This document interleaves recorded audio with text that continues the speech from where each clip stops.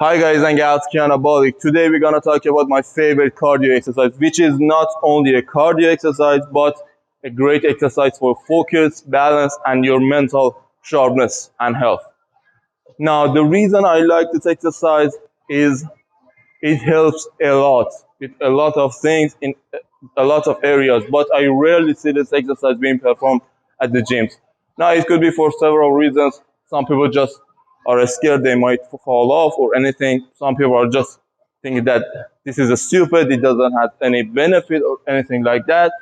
Some people know the benefits, but they're just they just don't feel comfortable doing it at the gyms.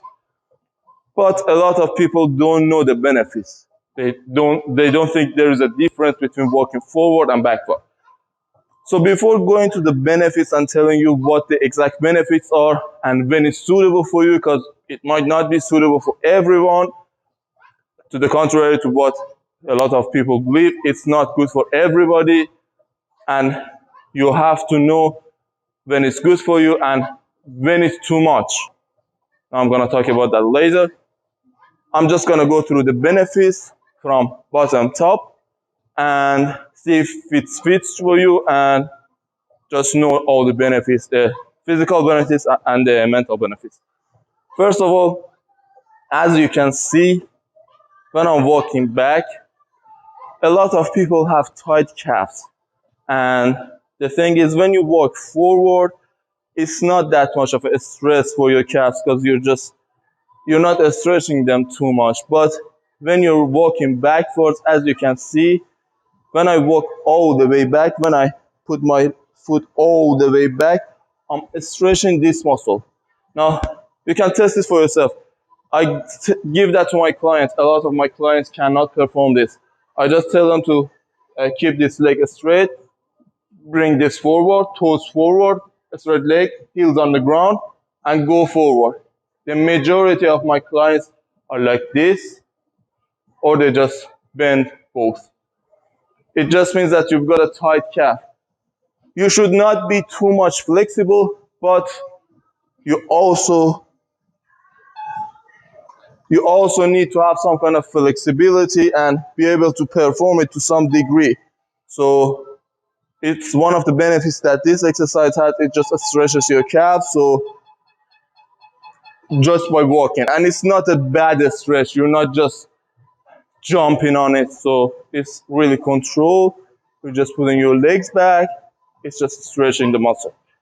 Now a little bit higher, when you come up, one of the main reasons that physios and doctors prescribe this exercise to people, especially elderly, is it's really good for the knees. You see, again, when you walk forward, all the weight comes on the knee because you just bring it all the way to front.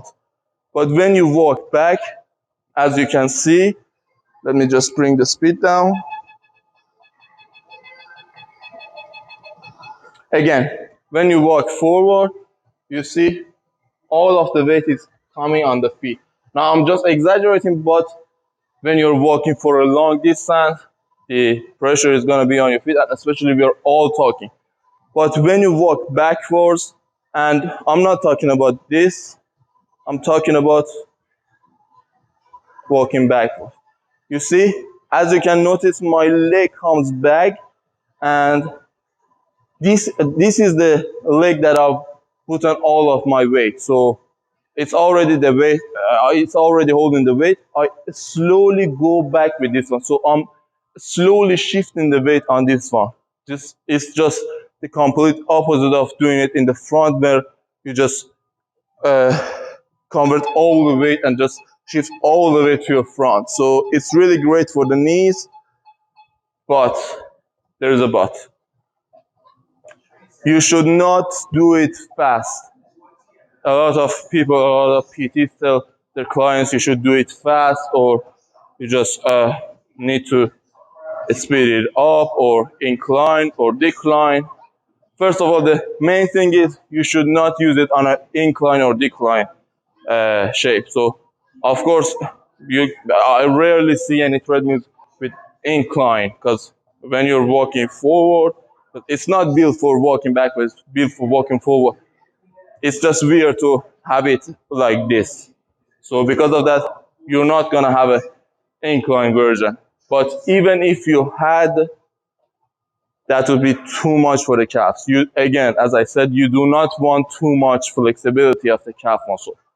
So, and when it's the opposite, it's just you should have to turn your back all the way to just keep yourself balanced, or you're just gonna fall with your face. So this is the best place. Do not, a little bit higher is all right, no problem. If you feel comfortable, it's all right, but no inclination. Just, I think one is enough, but do not over exaggerate it. Just, this is already challenging, believe me. Now we were talking about the knees. Again, inclination is bad for the knees. Also, speeding up is bad for the knees. Now you can jog, of course. I mean, I'm still good with it. I can balance myself, no problem. But if I just bring it too much, then it's gonna be the same thing. I need to just speed it up, so I just shift all the weight back to one leg.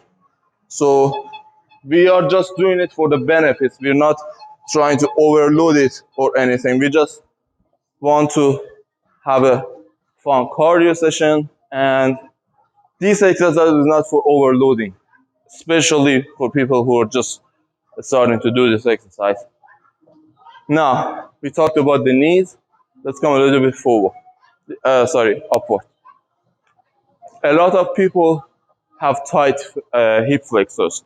Now, hip flexors are muscles which come from your back, your lumbar spine, all the way to the lesser trochanter, or the top of this bone, the femur bone, which they come all the way down and here. And because we're always sitting, this muscle gets tight.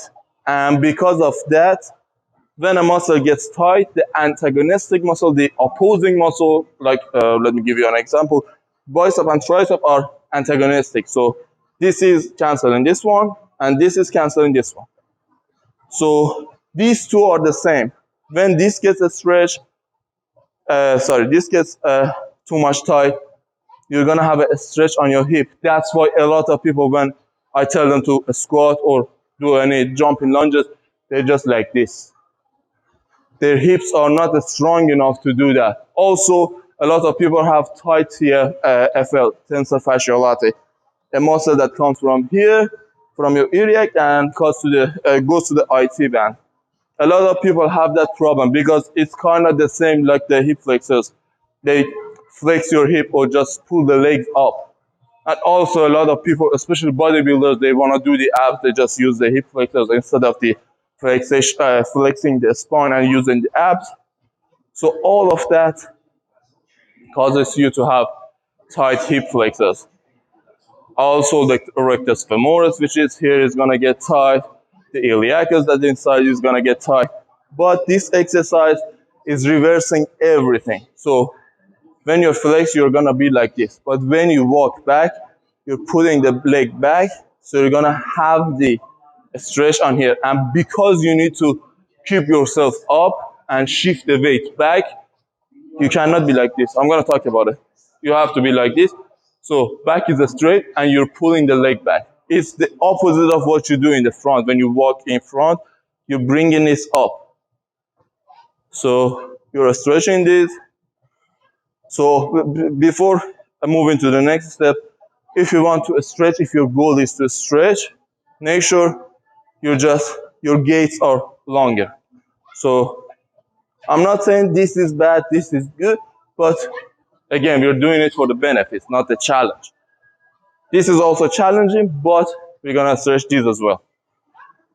And what happens in the back? The reason they are getting stretched is we are using these. You see, what does the hamstring does? It just flexes the knee, brings the knee up. And we have talked about the glutes as well. It pulls the leg, this bone back.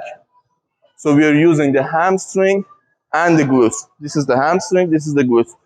So we're using these rarely get worked on.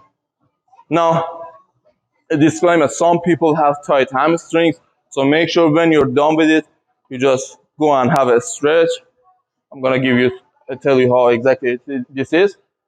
A straight leg, this is forward, toes forward, you're gonna grab this knee. This is just a hamstring stretch. Make sure you do that. Uh, Everybody should do it, but if you've got tight hamstring, make sure you of every session you do this, you stretch the hamstrings as well. Also, if you've got really tight glutes, or either with a foam roller or just stretching, just stretch these muscles as well, so it doesn't get tight. But majority of people really have weak hamstring and glutes, so it's good for them. The other thing is, one of the main things that comes to the hamstring and glutes, but you really need to be focused about is, we talked about the health of the knee. You see, your knee is healthy when you just walk back. You see, when my toes are pointed forward, that's normal walking. When you walk forward, your toes are forward, not like this, not like this. I see a lot of people, they want to do the backward walking, but when they come back, they put their legs like this. They want to kind of like do a backward jump, lunge.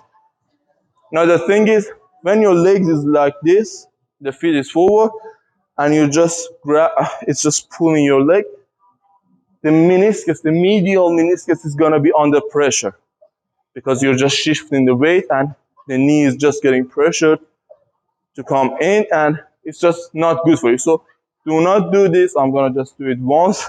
Do not do this. Make sure toes are pointed forward or slightly to the side. So make sure you, when you come in, you come in with your toes, not the arch in your leg.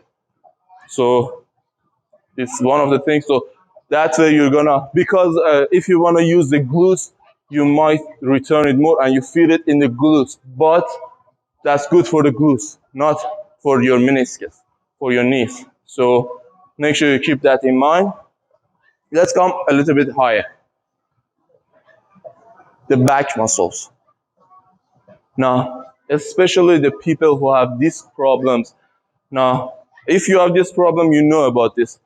The problem is that the fluid that's inside your, between your disc, is just uh, coming out and pushing to the nerve, especially if you've got bulging disc or any kind of disc. It's just the fluid is coming, or either has come out of the nerve, the sac, and hits the nerve, or it's just coming out and in. Because of this exercise, first of all, we're going to talk about thoracic extension as well, but you're going to use your back. You're going to feel it when you go back. You're going to use the lower back. And you might feel a little bit of tightness, but that tightness is not because it's a bad back pain. Because it's not a weight-bearing exercise. You're just easily shifting the weight. It's really easier than walking forward. So it's really good for your back. Now, when you come a little bit higher, again, as I was talking about laptop, things like that, a lot of us have just bad shoulder problems, kyphosis, we just stump over.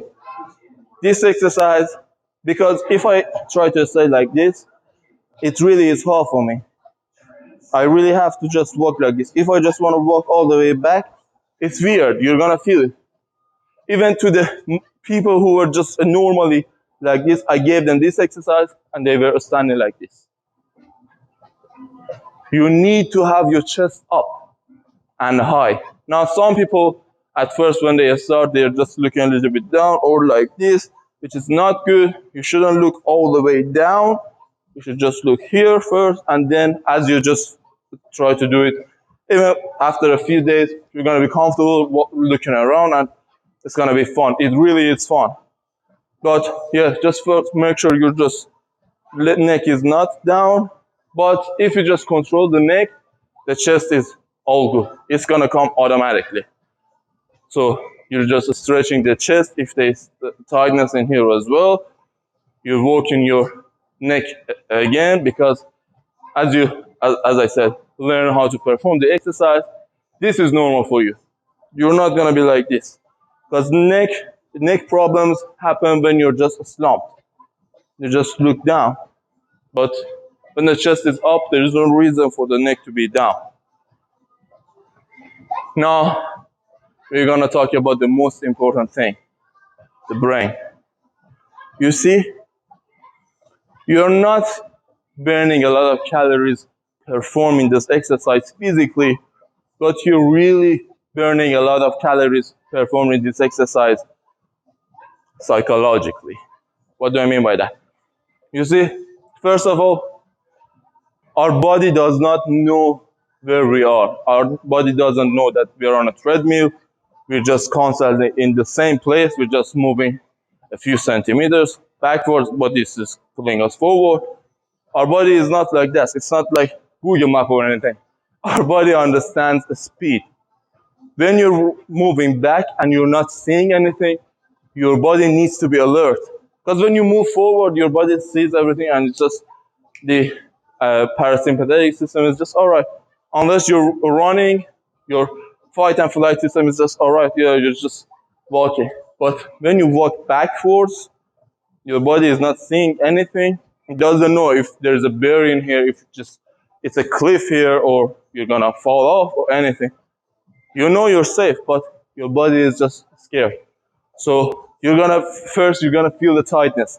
You're gonna feel it in the glutes. You're gonna feel it even in the abs. Although you're stretching the abs when you walk back, but because your body is just alert, it's just trying to balance itself.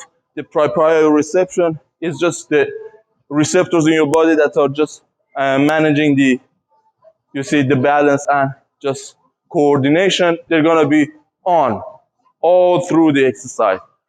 So you're gonna burn the calories with that.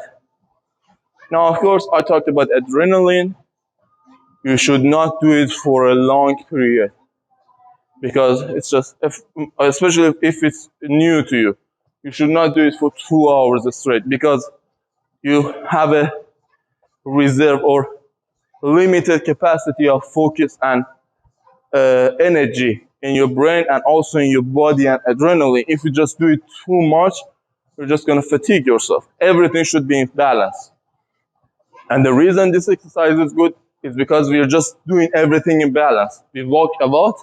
We're just walking backwards to reverse some of the side effects of even walking. Everything has a side effect. Even walking has a side effect. So we're just helping out with that. Now, I talked about that as well. First, when you start, you do not need to just let it go and just do not touch anything. Or some people I've seen PTs saying that close your eyes. I mean, that's even hard for an advanced person. First, when you just start, it's okay to be a little bit slumped because you're like this. Just relax, just make sure you understand the rhythm. Now, if your hands are on here, all right, you can close your eyes because you know if you're too forward, you're gonna bring yourself back. But it's not advised to close your eyes and hold your hands high. Another thing that really comes into my mind is I see it's just people speed it up to just try to challenge yourself, or they just sit too back like this, or they just when they go back they do this. Again, we are doing this exercise for the benefits, and it doesn't matter when you walk forward or whether you're just walking backwards. You always need to control the speed of something heavy. So when you walk forward, you shouldn't just slam on it. It's all right. Just easily like a cat, slow everything down. And when you're going back, it's the same thing. You don't need to just, you should use your leg to just easily slow it down. Because you see this, you might say, it's not bad for my knees. All right. The reason the walking forward is bad for the knees is because this is bent. But when this is a straight, the pressure is not on the knees. You're right. But this comes all the way to your pelvis. This comes all the way here. So you don't want to hurt yourself anywhere, I suppose. So There's no reason to just run or do it fast. And just make sure you enjoy this exercise. You prescribe it to people who've got problem. Of course, if you're a specialist or you know that it's not serious for them, they just do not like running or walking, they just feel uncomfortable, this is good. But if somebody really is in bad pain, got knee issues or any kind of an issue that needs a specialist to consider it, of course you just refer them to a specialist. And this has been done for thousands of years by Chinese, by a lot of people. It's not something new. I haven't come up with it my own self. This has been done for a long time. So make sure you try it. Make sure if you like it, you introduce this video or share this video with friends, family, relatives. If you had any question, drop down in the comments. And I was forgetting this one. I talked about the fact that it might be bad for some people. I kind of talked about that, but let me just go through some details. You see, if you've got tight hamstrings, the stretch that I told you you should do, if you just put this front straight, you come down and you cannot go more, you cannot hold your knee, or you just bend your neck and come down, you just feel a lot of tightness here. It's gonna work on that more in a bad way. So if your hamstrings are too tight, it's okay to do this exercise, but make sure you stretch your hamstrings a lot, a lot. And also, if you go back and you see that your calves are really flexible, make sure you work on your calves. So do some seated calf raises, straight calf raises. We've talked about calf raises as well. Make sure you do them. You really need to be in a balance to be healthy. So everything that's too flexible or too stiff needs to be balanced. Kianabalik, everyone. Make sure you leave your thumbs up and comments below.